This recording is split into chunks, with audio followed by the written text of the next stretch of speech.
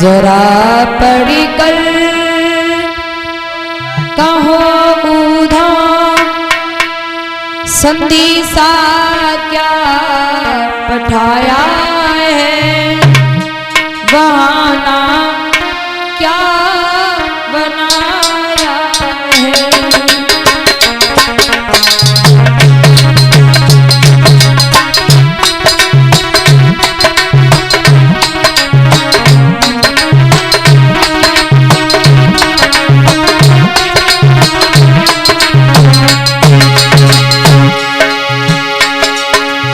जरा पढ़ कर कहो बूढ़ा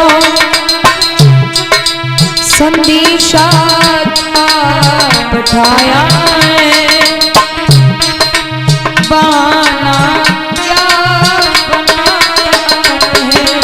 जरा पढ़ के कहो बूढ़ा संदेशा क्या पठाया है, बहाना क्या बनाया है।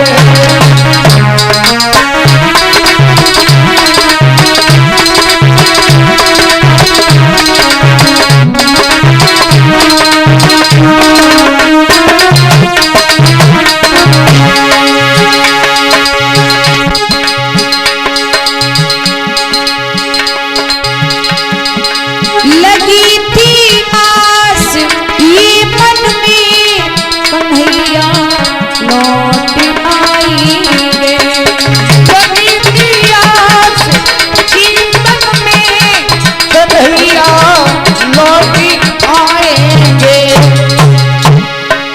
लगी थी आस ये मन में कन्हैया लौट आएंगे। ये हो लगी थी आस ये मन में कन्हैया लौट आएंगे। बड़ों बाती फटे छाती, बड़ों बाती फटे छाती, बहाना क्या बनाया है, संदेशा क्या पठाया है।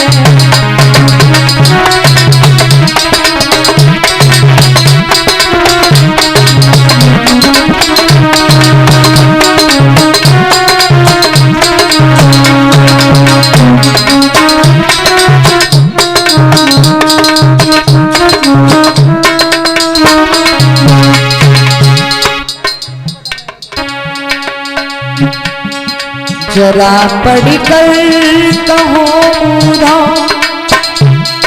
संदेशा क्या पठाया है, बहाना क्या बताया है। जरा पढ़ के कहो बूढ़ा संदेशा क्या पठाया है, बहाना क्या बनाया है। जरा पढ़ के संदेशा क्या पठाया है, बहाना क्या बनाया है।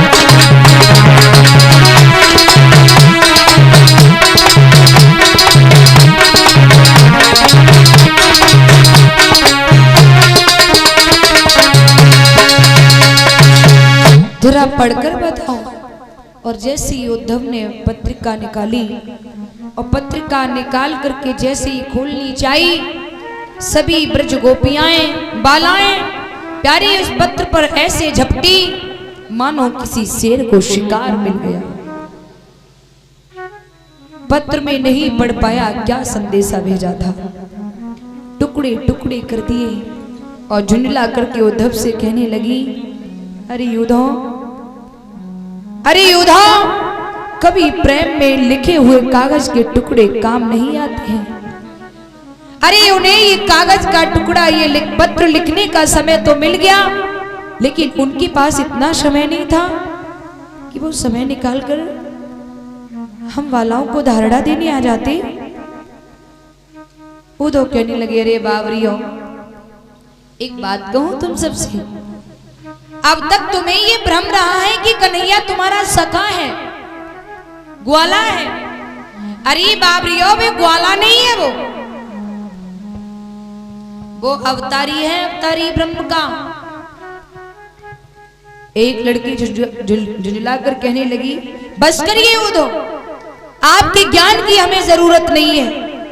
मैं कैसे मानूं कि वो अवतारी है जिसने लूट लूट कर मेरा माखन खाया, जरा सी छाछ के पीछे मैंने उसे नाच नचाया, बन बन में उसने गाय चराई, हम गोपिकाओं के उसने वस्त्र चुराए, हम गोपिकाओं के साथ नृत्य किया, महाराज किया, और उसे आप कह रहे ब्रह्म है।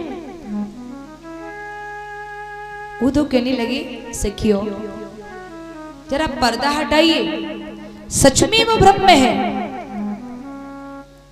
क्या? बोले हाँ। तब तक राधा बोल पड़ी, एक बात बताइए, वो ब्रह्म है और भगवान ही जब जीव को छोड़ देगा, दृष्टि हटा लेगा, छोड़ के चला जाएगा, तो जीव जीवित कैसा?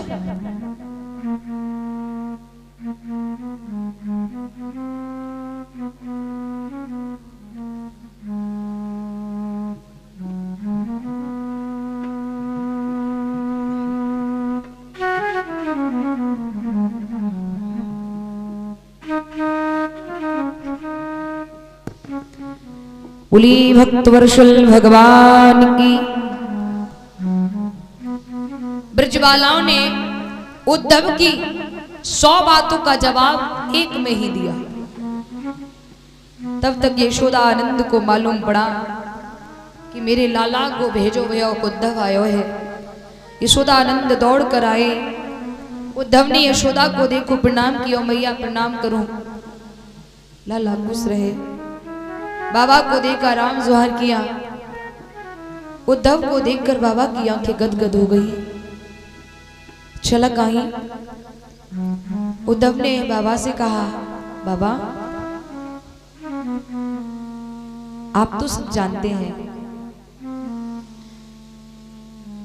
कि कृष्ण कुछ प्रपंचों के कारण अभी आपके पास नहीं आ पा रहा है।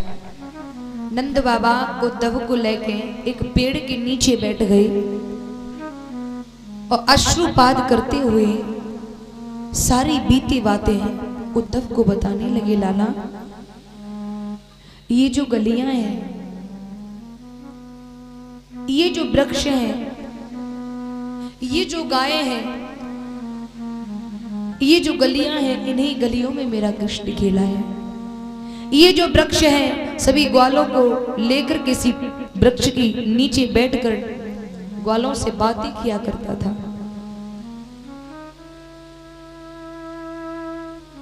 और ये तुम्हारे सामने जो बालाएं गोपिकाएं रो रही थी, ये कृष्ण का प्रेम था। अश्रुपात करते हुए सारी बात बताने लगे बाबा नंद।